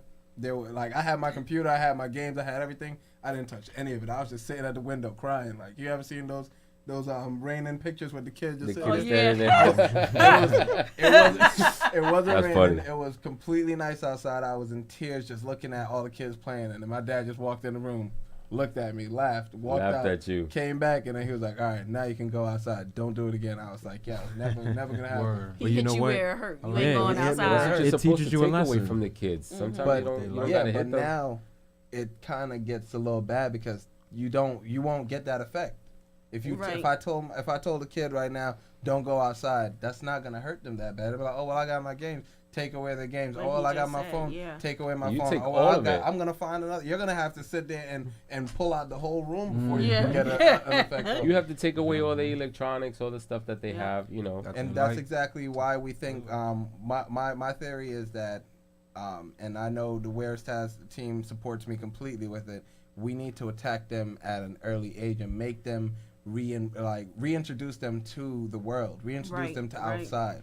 Take that cyber lifestyle out of their mind and get them in touch with nature and everything right. like that. Yeah. Because with this program, we want to actually be able to let them go to the Crayola factory. Let them go for camping. I've been trying to go Word. camping for the first 7 years of my life, and it never happened. But let them go experience Experience camping. that, yeah. Let them do things that it's like, wow, you know what? But you know When what? I get Schools older- have taken that away too. Yeah, they Yeah. are. Yeah, Schools have taken away all the activity. That's When why we we were need- kids, you would that's go why on we need crazy these trips. programs. Yup, but now, nope. That's why we need these programs, because right now it's really getting bad, and it's not getting any better, because every single day people are looking at it like, oh well, maybe if they go to the Liberty Science Center, what if they trip and fall and hurt themselves? Let's take the Liberty Science Center out of it completely. Let's just take them to a gaming site. what you Let's mean. take them to something for virtual reality. If you want to do virtual reality, let them be outside and enjoy virtual reality. Right, Get the them real out deal. there. Agreed. Yeah. That's it. When was the what- last time you went to a park and you saw a kid riding a bike? Never. Last time I went to the park, I don't even see I live kids riding a I bike live in in the these park. two buildings I don't that see kids riding bikes that I don't see it No, at all. you don't. I see adults riding They got bikes some Right. because they remember when they were younger riding bikes. But when I look outside, and when I was younger, I would look outside and there was never a moment that in between my two buildings there were no kids out there. Now I don't even, when I walk into the building, I don't even look that way because I'm like, yo, it's nothing out there. Yeah. I sit out there sometimes. Out there, like my team will call me and they'll be like, yo, E, we need to have this meeting. Where are you? Why does it sound like there's so much wind? I'm like, I'm just sitting out here looking at the trees. I'm just sitting out here looking at the trees. I don't feel comfortable being in closed areas for so long. I just feel like it's but they don't get that, and we need to bring them back outside. We need to start doing something like that. And with the Where It's Taz, the WIT Ambassadors program, our goal is to actually just get their childhood back. Like right now, everybody's doing things that's just pulling them so far away from life, and we need to bring them back. But that's all government. Yeah. The government has that, and that's just to control people. Yeah. Remember, this is all about controlling population. Absolutely. You know, and they want people to be angry at each other. They want people to fight. They want you to kill This each is other. not They one want- way. This is You a know, two-way mirror. It creates jobs with all this chaos. It creates stability jobs. Institutions like the colleges. Like you go to college, I appreciate the college, but at the same time, preferably I should have just started my own business. Preferably. Right. Yeah. And learned along the way and built the business, then went back to college. Yeah. You get what I'm saying? Because college, when you graduate from college, you're not gonna work in that field. There's so many graduates, master's degree, doctor degrees, everywhere, and it's like a slap in the face. Then you be in debt for a long time. Then you don't know if your student loans. Then that affect your credit score. Yeah. So why are you going to college and you from a urban neighborhood or from any neighborhood? Because growing up. For That's what successful you're getting. for a successful suburban that has stability in their job, those kids are able to go to college and get put on from the stability from the parents. Yep. Yeah. Well, you know what? get what I'm Growing up, saying? that's sort of like what we were taught. Like, okay, you go to school and you get your degree, Right. you can get this nice job. But you know what? Like, That's a times have cliche. changed. Yeah, times have changed. If I'm growing up, and if I go to high school to get into college, and when I'm in high school, from the minute I get there, my counselors, who I'm supposed to be looking towards for guidance, the adults in my life who are their role are guidance counselors, and they're telling me, listen, come into school every day, get good grades, learn everything you can. Don't worry about your finances and everything like that, because that's one thing that they never bring in. They don't bring in how to balance a checkbook, how to Right. Or how to credit how to card, handle credit, how to do APRs. all that. They don't say that. They just say focus on school, learn, so that you can go to this school that you won't be able to afford, so that you can get a degree and then go work for somebody else and make their dreams come true. Right. That's not cool. Yep. That's like a deception. It Yeah. is. It is a then youth when you- deception. It make you want to hurt somebody. Like seriously. And then Terrell, it always ends up that you hurt yourself more than somebody else. Yep. Because you'll sit there and get so angry, and then it's like, what are all these people angry about? Well, you've been lying to me my entire The whole life. Yup. When I graduated from high school, I was so lost that it was just to the point that I was like, wait, this is not what they were telling me college was gonna be like. Right. They said And- college was gonna be so amazing. I get to go to class when I Right. want to. Now you're telling me that And when I agree get here, 100%. now I get here and you're telling me that it's that I basically felt like I lived in a box for the last 4 years. Right. Sheltered, everything. Like, this is ridiculous. But you know what? I used to tell people, like, you have to do something. Either try and go to school or, try and pick up a trade. I actually nowadays more, advocate people picking up a trade because it gives you a different type of skill that you can use in the long run. I like that better. Definitely, because I understand how it is, going to school, working X amount of hours. Like when I was going to school, I was working about 2 jobs. So I was working Me too. about 40 hours. There was one time I worked about like 60 hours and still going to school. Making Yeah, and $7.25. it's hard. Like you got to go to school, still be up, trying to get your grades, Yeah. make the Right, right right. grades. Is real stressful. It is. So It is. I definitely understand these days. College isn't for everyone, and you really can't knock someone for not going Right, to college. right. Right. But they The main thing is at least try and pick up a trade. They just try to sell you they a look dream. down on that too. Like, man, we got a long way to go. Like, it's so much going on. Like, when I used to work at the Hudson County I was jail, going to ask you about that. and I used to do the drug education program, and there's a 12-step program but I would blend it with the word of God. And these men, it's like it's set up to where you go through the program, but when you get released, the programs that are out there, they are built to take the Medicaid money.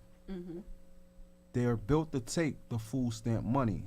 They are built to take money from that drug addict and leave them with nothing except for a place to stay and some food to eat. Yeah, it's meant to They don't circulate help you back into the same train system you it came from. for the job and position that you may need and the life skills that you may need to move forward and progress. They don't house you in a certain way to help you advance in life. Yeah. You know what I mean? They may have had lots of tickets. They're not going to get that much money to pay them tickets back. They're not going to make money at a job to pay that ticket, to pay their child support, to pay their food, to pay whatever they have to pay to move forward in life, to get a car, whatever the case may be. It's not built like that. It's built to have you work for $1 a day. Yep. And when you get out, if you're working at McDonald's, you think you came up, but at the same time you're getting laughed at. And it's like, no, I'm going back to the streets because I used to make more than this. And it's like, it's the same cycle over and over again. Right. And it's the stress of it all as well. You know, I have a sort of twisted philosophy when it comes to that mindset of going back to the streets and everything. I'm a huge advocate of people becoming their own business owners.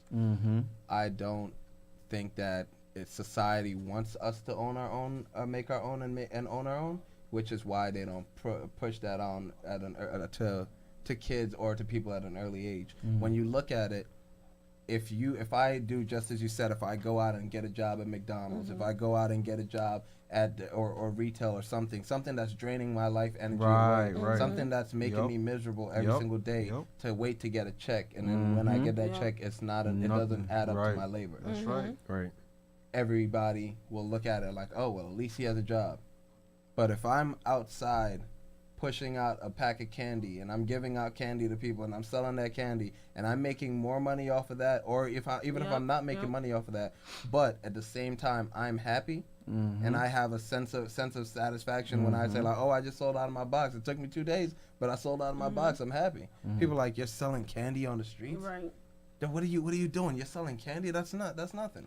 Oh, But yes, then, it is. but it's down. something because they're like, wow, institutionalized thinking is what we want, but he's trying to get out of it. We don't want like that. Yes. We don't want that. I like Yes. that. That's where they try to switch it out from an early age. They'll try to Right. make you want to go straight into this, but that's not where you belong. Right. So right. this show kind of just brought a little bit more awareness to me.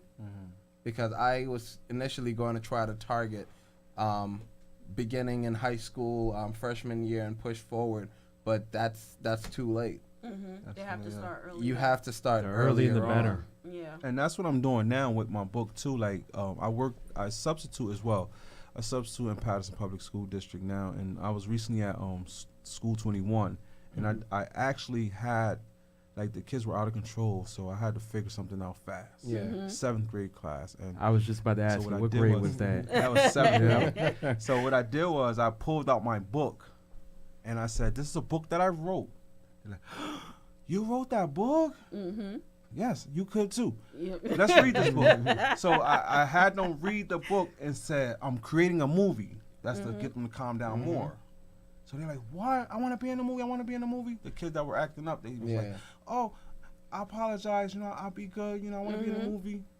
So I'm like, "Okay, you want to be in a movie? This is a casting call. I need each person to read a page." They start reading the page. That's a good idea. Then I said, also, it was just spinning like naturally. Right. Yeah. So next thing you know, I'm like, okay, to be in a play, we got to raise money. I'll give each person 5 books to sell, and you get 25% off each book that you sell, off the whole thing. And I was like, okay, that's cool. I can do that. See, it switched their mindset. Yeah. Now, once they get the feel of it all, they realize, like, wow, I'm an entrepreneur. I'm doing business. I'm about to become an actor. I'm my own boss. Then I also instilled in their mind that the person that does the most get paid the most. Meaning, if you do all your work and you're doing the most work in your classroom, your grade's gonna pay you. Yeah. You're gonna get paid the most. Yeah. Also in business, you do the most, you get paid the most. Yep. So that right there pulls them away from the modern culture of the cell phone, the laziness, Right. the disrespect, and all that, to discipline. Like, okay, I gotta do this, and they gave me the numbers. They ready. Now the whole school buzzing. Yeah. You got a movie coming up? You gotta respect your teachers. Can I be in a movie? Well, you gotta have good grades. You can't jump in a movie. Yeah. You gotta know have, what? But you know what boundaries. you did though? You related to them on Yeah. a different level. Yeah. You didn't look at them as teacher student. You looked at them as human, person to person. Definitely. That level of Definitely. connection. That's where you Definitely, I need. love it. And when you bring something like that and you say like, hey, listen, I know what you're looking at right now, and you're sitting here taking this textbook home. You're doing this homework every day. You're just sitting there like, why am I wasting my time? Because I felt that way. But now I'm sitting there like, look at this. This is proof that there is something else you can do with yourself as well. You don't have to do what's given to you. You don't have to settle. Right. This is proof right here in front of you. That's what, when they saw that at first, what they probably heard when you walked in, like, oh man, he's just another sub. He's Yup. Right. That's how they. Yup, That's how they yup, came. yup. That's how That's it is how when they you were. first pulled walk that in book there. out and said, Yup. this is mine. Yep. And I can sit here and say Yup. that this is Change mine. their They've whole- never seen somebody, they see From their textbooks all their neighborhood. lives. Yup. They see textbooks all their lives, but they've never seen somebody hold a textbook in their hand and say, you see this right here? I did this. And that's what blew their mind. But you know what's kind of sad? It's really sad that the fact that these kids, they're looking up to some of these celebrities and all that, and these celebrities are failing them. That's another thing. For too. real. Everything is celebrity life now. Yeah, everyone Whereas- wants to yeah. be like their favorite celebrity Yeah. and all that, but unfortunately, in today's society, they're failing. You know, there's a movie that came out recently. It's called Amateur. It's like on Netflix. I seen And like yeah, exactly. like a basketball Yep, type it movie. shows how, like, you know, because a lot of kids, they specifically kind of like my little brother, you know, they want to be the next, you know, LeBron James, James Harden, all that, but they don't understand how hard it is to get there. Right. You know, you gotta still, you know, go to school and make the grades and all that stuff. It's not as easy as it seems.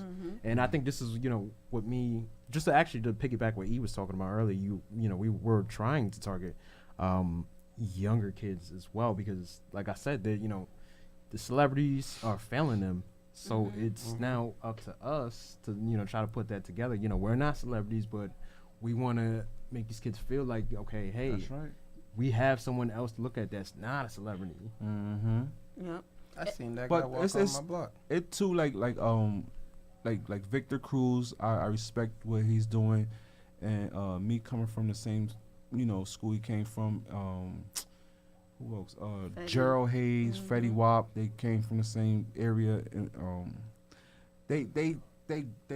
I like what they did. As far as to make where they had to make it, they worked hard to get where they had to go. But the officials in Patterson brings them a parade and things like that. You know, that's good, so the kids could see. But at the same time, me going to certain officials and saying, hey, listen, let's do a big book signing for this book and glorify this particular book. Yep. It's not Impossible. Impossible. Except for, you know, I met with this one councilwoman, Lalisa Mims. She won the candidacy. And she's the only one that actually was at School 21 and said, oh, you got a book? It's for the community? I could get your book passed by the board. And then sure enough, she got it passed by the board for me to do a book signing for all the principals for Patterson Public Schools. Yeah. 70 principals, they purchased 70 copies. But my thing is like, yeah, the principals have it. Of course, y'all was shocked to have me before you. Yeah. But it's not really for you. It's for these kids. Right. Why the kids don't have them? Like, Yeah, why they don't exactly. have them? Why y'all don't want Exactly. them to get it? Right. Why they can't have it? Yep. And I don't mind. So I got to fight for that now. And I respect Victor Cruz. I respect Fetty. I respect all the artists you said. But just like you said, they get a parade when they come back to town. But you're still in the town. You're doing something great. You have your book out. Something that a large majority of the entire community or even of the nation can't even come out and say they have. The large majority can't even say that they read a book, let alone own a book and make a book themselves and put their heart into it. But just because you're not mainstream, just Right, because you're not exactly. out there Right, on, yep. on the Exactly. social Yep. stream, Exactly. you don't get a parade every Right. time. Yep. You And come. that's something me and you my- talked about. Shout out to Nina. Shout out to Nina. Shout out to Nina. This my parade. No, that's true. Nina. That's I true. appreciate what- your show and what you're doing and how you had me come on as a guest. Yes, Thank you so much. From This all my of parade. Thank you. This my parade. Thank you. I'm That's- trying. Yeah. I'm trying. That's definitely my true. No, hardest. that's true. I'm trying my hardest not to cry because this is something that I always wanted to do before Aw. Makiba Right. know, where I tried to have my own magazine called Urban Youth Magazine, and I wanted to bring my people's story to the forefront. But like you said, you're not mainstream. That's right. You don't know nothing about my life. This isn't how it's, things like that. And it's like, but you're right. I don't know nothing about your life. I'm giving you the platform to talk about your life. But it wasn't accepted. So now to have a bigger platform, the Nina Monique show, where I could bring people like you, Ebrima, and Sean on to talk about how you're making a difference That's in your right. community. And on top of that, opening up dialogue between all three of you so you could get to know each other. Yeah. Yeah. That's what I always wanted to do. So, like, while y'all talking, y'all hitting points of everything that I was thinking of and always thinking of. And I'm like, okay, I'm not going to cry. I'm not going to cry. I'm not going to cry. She just sitting back there like, look, wow, it's all coming together. It's all coming together. It is because I just feel, as we mentioned at the beginning of the show, when you go through things, you're asking, why do I have to go through this? Why do I have to experience this? And it's like I always say, especially now that I'm older and I see and understand things differently than what I did when I was younger, you're going through it because wherever God's going to put you, he wants you to be ready and on point. He wants you to be able to deliver. If you're going to help people, you have to have a story and be willing to tell your story. If you're going to help people, you have to be open and accept people coming to you for, information. You're not a doctor or anything like that, but if someone needs to speak, you have to be ready to speak, and you have to provide people resources that could help you along the way. And with your book and what you're doing and the things that you went through, and you, like you said, when you're mainstream, you get these parades and everything. But when you're struggling, trying to come up, they're like, I'm sorry, I can't help you. But when you get to that level, then they're like, oh, can you that's come right. and help us? Yeah. But it's like I was trying to tell you Yup, about yup. what From I the was very doing beginning. before. That's That's true. right. Exactly. And like you said, I respect Fetty and Victor Cruz. They worked hard to get to where they at now. But it's like when you have something like this and it tells a story of something that's relatable to what a lot of kids go through, Yup. especially in our communities, it's important to get that out because there are kids, in my opinion, at home all the time. Like, I'm going through something. Nobody understands what I'm going through. right. I hate my life. I hate this. Why do my mom have to go through this? Why do my dad have to do this? And it's like, there's no one for them to relate to. And it's like, we are here. And I hope people will share this video on my Facebook page, because this right here is very important. Seeing 3 young men of color doing wonderful things, giving back to their community, trying to help other young kids get ahead, being teachers, having an award gala called I Have a Dream. Like, I love that. That's hands down. and it's like, I hope that this video gets shared, and I hope that whatever you need help with, any of you, with anything, if you want to come on the show, if you need sponsors, I don't have $1 million. I'm not Victor Cruz and Fetty Wap, but but if I could help financially, please let me know, because I want to see the 3 of you go even further, because what you're doing is great. And I'm sure Dr. King, this is part of his dream of what he wanted. Absolutely. And I commend all real. 3 of you on what you're doing. Well, I thank you appreciate again. Uh, Like I was saying before, like you said, actually, this is helping us, because this is giving us the opportunity to spread the word. It's very important. I mentioned this at the gala for those who didn't get a chance to attend the gala. We have to support one another. I'm sorry. Please excuse me.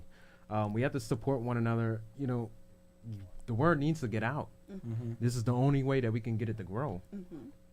And when it comes down to it, just as you were saying before, to just build your community, and even looking at it as Fetty Wap, the way he is now, and what he grew up to, where he came from. Mm-hmm. Yes, of course, every time he comes back to Patterson now, he's going to get a parade. But there were times back when he first started out, when he was performing in clubs, when he was doing his music, then that he would reach out and people would say as well, back off, no, we don't want it, we don't want it. Because people don't want to believe until they see.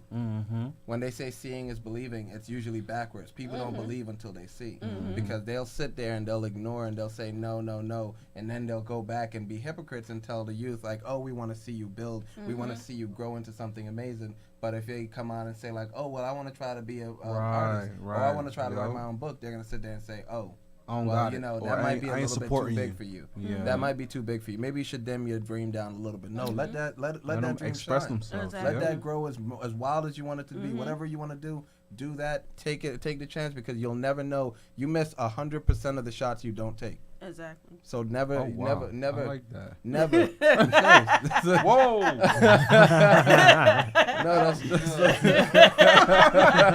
I like that. Thank you. But it's true. You miss 100% of the shots you don't take. You have to take. You have to. If you get that opportunity, don't do it, because there's so many people nowadays who sit down and I speak to and they're like, wow, you have your own nonprofit. Wow, you gave out scholarships to students. Wow, you're doing this with a group of young people too. You know, back when I was younger, I had a dream to do something like that too. But what happened to that dream? There's so many times. I mean, I have a dream gala was in honor of Dr. King's speech, and it was in honor of those kids who lost their lives before their dreams were realized. But it also it's also to realize every single adult, every single person who has a dream who wasn't able to realize that dream. Now they're getting to see the youth build those dreams. One person who didn't get to live those dreams will see it in one of our kids, and they'll see those kids and say like, wow, the dream he's living is exactly what I wanted, and that will bring joy in their heart. And he's 100% right, man. Yep. 100% right. To their hearts. Yep. Powerful. Yep. And what you're doing, Cornelius, I'm sorry. You could do that. That's my stage name. What you're doing is powerful. When I read the book and I read about what you went through, I was like, I saw this guy all the time. I didn't know he was going through all of this. And I wanted to ask, was this book, like, what triggered for you to write the book? You was like, I need to get this out, or? Well, I was in Montclair, right? And I had my family, and I needed a job during the summertime. So right before the summer, like early spring or what have you, before the semester ended, I was just thinking like, I want to write a book. I have a good story, that can help people, and it's relatable. So I told Jeffrey. Jeffrey said, "Hey, Jeffrey." What's up, Jeffrey? Shout out to Jeffrey. So Jeffrey said, "You, do it. I got." And he put me in a room and talked to me and encouraged me to do it. And then I just start writing a book, and every day I would write and talk to Jeffrey and tell him, because he encouraged me to do it. And I was like, you know what, I'm gonna do it. And then and in the summertime when I was working for Montclair, I never forget it. This was my huge inspiration there too. I had a family at home. I had to do what I had to do, and I worked on the grounds doing landscaping. So it was hot, and I was pulling weeds for my family, like pulling weeds, like just clearing the dirt, and it's hot. I'm sweating. I felt like a slave, and at that point too, I didn't even get paid until like a month and a half later. But I was working, and I knew the money was gonna come. But every day, after that time of working doing grounds and sweating like a dog, like a slave, literally like a slave. I related to the slaves. I thought about the slaves. I said, I ain't gonna be like this. I said, so I went to the lab every day, sweaty, everything, typing every day. until I got it done. At home, typing. With my family, typing. And I just have one question. One of my followers actually just asked the question: Where can I get that book? Where can I buy that book? This book right now is currently on Amazon.com. You could type in Ghetto Legend Graduate, and it will pop up. Or you could Google it, and it will pop up on a number of different websites like BarnesandNobles.com. It's a number of different websites. The book is all over the internet. So all they have to do is just Google the Just name. Google it. It'll pop up, and you purchase it online. It's $15 per copy, and you can And get you got it. another book. And I have a new book I released in April. This one is entitled Legend Graduate, but this is more research based and to inspire new teachers to have a heart to want to teach our children in the urban community. So I have 2 books, and She just said, "Thank you. I will order." thank Absolutely, you. and I'll Appreciate that. I'll send you a screenshot of the Thank name you. as well.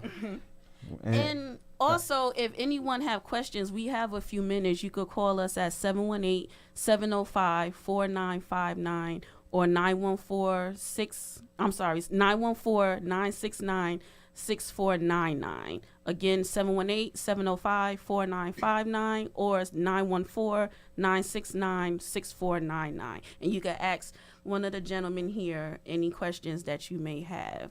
Dial in. Yes. Dial in.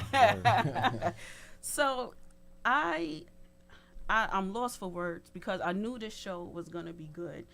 I had questions. I couldn't get to all of them because, as I told Ebrima on the phone, one person gonna say one thing and then everybody's just gonna start, jumping in. So that's what happens when you come on the Nina Monique show. I want my show to be different because I want to create dialogue. I want people to get to know each other, their stories, to communicate, exchange phone numbers, collaborate on things. That's what the Nina Monique show is about. But I have one more question for Cornelius. You my cousin, so you can get it off. I'm sorry. Good. You talked about how you listened to Onyx when you was going through your situation. Oh, my coping. Yes, your coping. Big shout out to Onyx. What was it about Onyx that you gravitated to going through the situation with going on at home? Well, back then, even though Onyx lyrics is Slam. Let the boys be or boys. throw your guns in the air, Yeah. but I use that music, like I would sing along with the lyrics expressively, not internalizing it to do something negative. It was like therapy for me. I can shout as loud as I want. I can rap as hard as I want. I can express myself with the emotions that was going on with inside of me to get them out. Never to use it for negative doing. It was never for that. It was only to express my voice, to express how I felt at the time, to get the anger and aggression out. So when I'm dealing with people or my peers, I'm okay. Or dealing with teachers who cared about me, it's a different mindset. I put things in perspective that way. But even though, I would like for, some young people who like music to express themselves too, but don't bring it in the classroom. Right. Yeah. Don't bring it to your parents. Don't bring it to the church. Leave the disrespect at home. Don't just keep everything in perspective. It's a coping mechanism. You Right. can sing, you can express, you could dance. And it's not to be a negative influence or to try to be like this person, like in the classroom. No, it was always just to get the anger, all the different emotions out through the music, because that's what music is. They channeling different emotions in the Right. music and getting it out of themselves Right. and creating health within themselves. Yeah. So some people scream. Yeah. Some people punch a boxing bag. Some people lift weights. Some people run. Some people read. It's a number of different things that you can cope to get these emotions out. One of the biggest things is talk to the people that you love. Talk to the people that you really love, be around the people that you really love. You know, I have a dream. You know, that's a great thing that you're doing. You know, preventing suicides. Thank you. That's huge because people is doing mollies. That's suicidal. And they, you know, smoking dust, that's suicidal because you never know which way your mind gonna go. All these different drugs, and that's suicide. It's in itself. But the best thing to do, like you have this, I have a dream, and Gala and your program to save people's lives and things like that.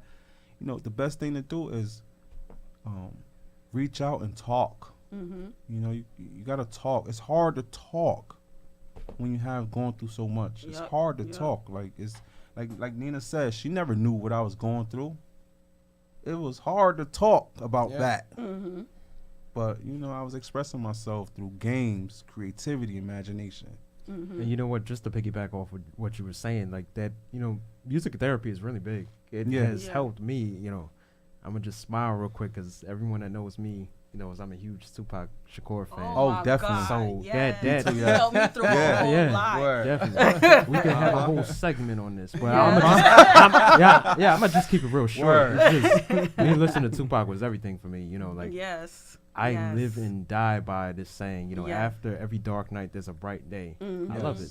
It's an amazing saying. It helped a lot. You know, you go through so much, and you know, if you just take a deep breath, take it a step at a time, you can get through anything. I'm a strong believer in that. Like I struggled to the point in school where when I was in college, I almost failed, but I found a way. You know, I took it slow. I found a way to just, you know, make it happen. Like I said, take it a step at a time. Take a deep breath. I listen to music. You know, like you mentioned, Tupac preferably, and just was able to go from there. You never know what you can do in life, but you have to give yourself the opportunity. You have to give yourself a shot. Yes, that's true. Yes. And when it comes to music, I mean, if we're all gonna say about our growing up favorite songs, I'll just go ahead and throw some of mine in there too. I mean, like nowadays to this day right now, media has bashed this man heavily.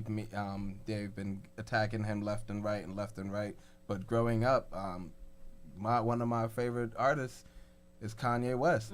Listening to his songs, if you play my song, if you call my phone right now and it's not on vibrate, you will hear "Can't Tell Me Nothing," because the way it starts is la la la la, wait till I get my money right, and it's just so, to me, that at an early age, that song was deep, because I remember when I was in high school, when I started working at Abercrombie in my sophomore year, I would go to school, run to school, work all the way, work through school until 3 o'clock, get off work, go to school. I mean, I get off school, go to work until from 6:30 to 11:30, catch a 12:30 bus, go all the way back home, get home around 2 o'clock to do it all over again. So I'm just saying, I'm like, it's a struggle. People ask me, why do you do it?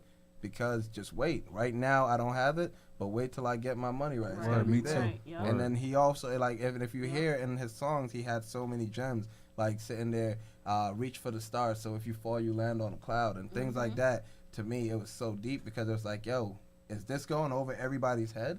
Because to me right now, he's telling me go and reach and do whatever it is you want to try to do. Go for it. Go for it and reach for it. But I mean, as I said before, at this day and age, in this time frame, he has been bashed heavily by the media. It's strictly goes based on the people he's around, but it also goes on what you say. When you're troubled, go for the people that love you. Yeah. His mother left him at a detrimental point in his life. Yeah. And he needed that. But when he lost her, the support that he got was the good support, but but the support that he got wasn't the level that he needed. Right. And nobody saw that to now. And I mean, I can't even tell, because in my mind I'm like, he's still gonna come back and do something great, because I will always believe, because I'm like, when I go back and I listen to music, I can't even listen to what I'm listening to some of the songs now. I'll always play his first album. I'll always play Graduation, Late Registration. I'll play those songs over and over, because I'm like, this is what I believed in. This is what got me through. Yeah.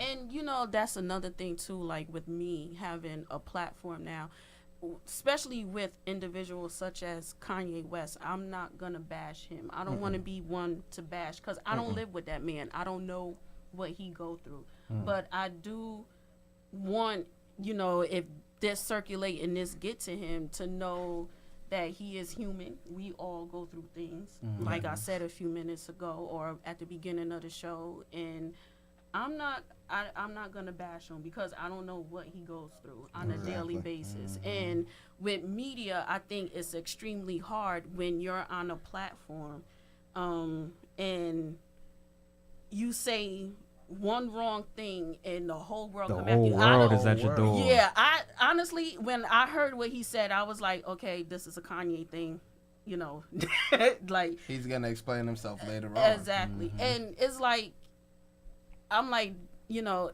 as I always say, everybody have their own story. Yeah.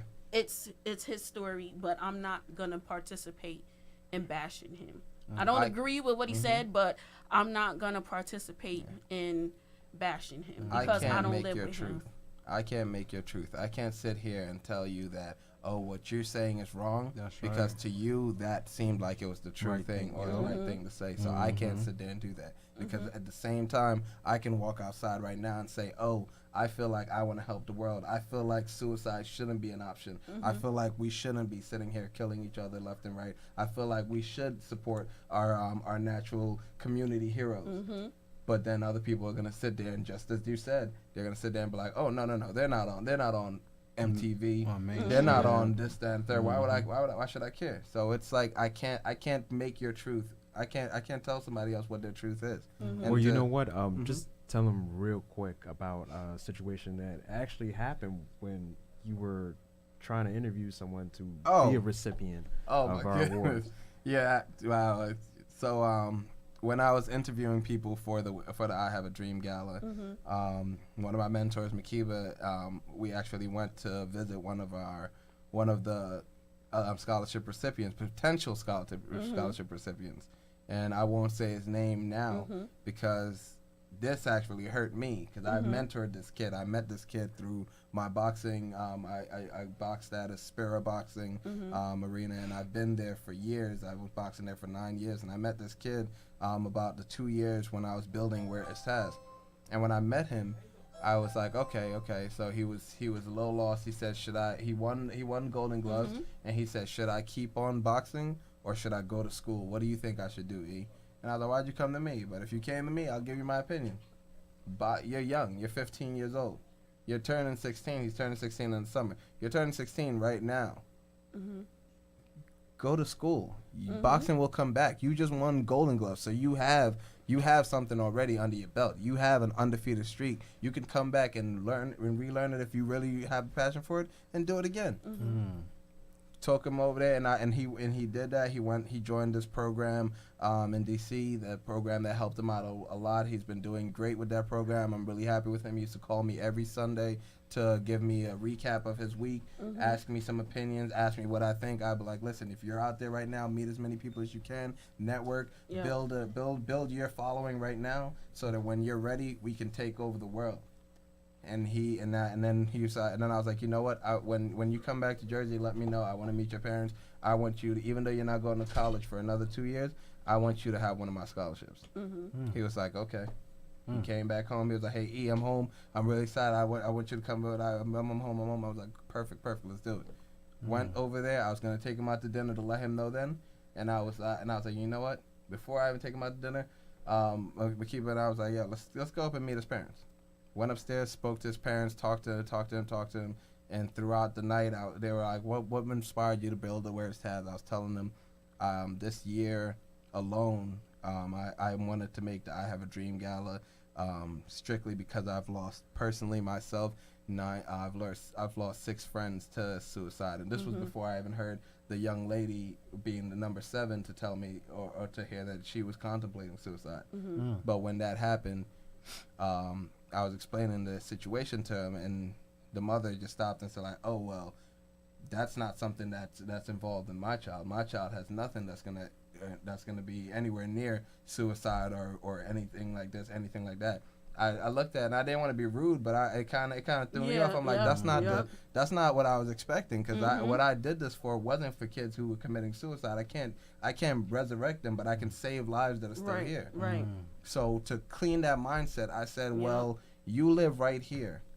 just down the street from you on Friday, because this was Saturday, just yesterday, I got an article, and I was crying at work because my friend sent me this article, and he said, like, whoa, one of our friends was just found in the lake floating, and he's been missing since December. Floating in the lake, and then they found another young lady in there as well. This is a reality that's going on right now. Right. This is something that we need to purify in minds, but you're telling me that, oh, just because your son wouldn't be involved in suicide, that doesn't mean you're involved in it as well? And then you don't think that my scholarship is right for your child because your child wouldn't ever be involved in something like that. So and her exact words were, I don't believe that my son should have your scholarship, because what if your scholarship demeans the level that my child is? Because right now he's doing great things. He's going here. He's learning this, and I feel like if I let him get your scholarship, that you're just basically using my child to get your name out there. And I was like, really? I was like, the most ignorant, devilish thing I was so lost. You don't even understand. I was talking about it, and you can ask Makiba. I was talking about it for a good 5 days. A good 5 days, I was just endlessly saying, like, wow, I really can't even believe that. And I remember I was driving, and I was turning on Springfield, and I saw the kid, but he calls me every week, and he hasn't called me once since that night. Wow. But when I asked him to bring that up, because I just want people to understand, how hard it is to actually do what each and one of us all sitting here are actually doing. It's not exactly easy, and stuff like that happens, and for us, we know like this isn't going to be the last, but it is unacceptable. We have to build each other up and not break each other down. The parents are the ones that suffer. Yep. It's like true. You're fooling this guy into thinking that he's doing the right thing by going about it that way, and you're telling him that he's too good to get this. Now, if I were someone else, because what that spoke to me was it disrespected me, because I thought that if I was someone else to walk in there and I was in a different, I don't even want to bring race into it, but if I was a different complexion or something else, and I walked in there and said, "Oh, I want to give your son a scholarship," you would have been like, praising me. Praising you. You said like, "Oh yes, give me this, give me this." Right. But I digress, because that you shouldn't have set me up like that. People they don't I don't understand some mindsets of people. I really don't. But unfortunately, we have to end the show. I appreciate every last one of you coming in here today. Thank you. And Cruz, thank you for your input on the questions. I greatly appreciate that, even though I know you didn't want to do it, but I got on to do it. And if you haven't, and if you have not been or seen the Nina Monique show, you are missing out. I'm posting this on my site tonight. Check it out. Thank you. And I want, before we go to, come in, Sean. Before we go, I want all the three of you to give out your social media where people can find you. Starting with Sean.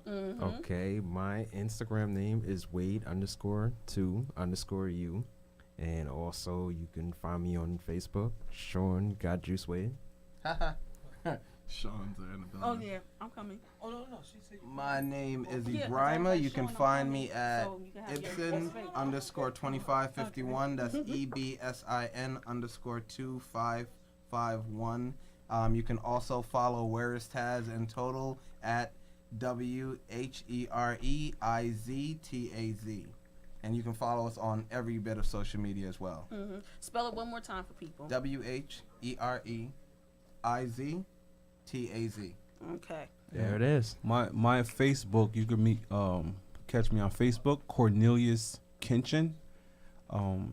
My Instagram is Legend Graduate, and my Snapchat is Cornelius Kinchen. You have a Snapchat? Yeah. She been trying to get me to have a Snapchat, and I'm like, no. Snapchat is I amazing. can't. My name, Cornelius Kinchen.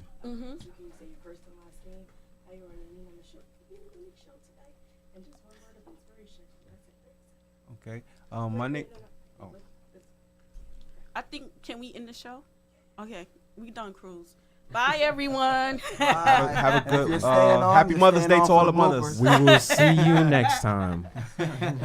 All right, 24 hours a day, 7 days a week. We jamming? Hell yeah, we jamming. In the mix.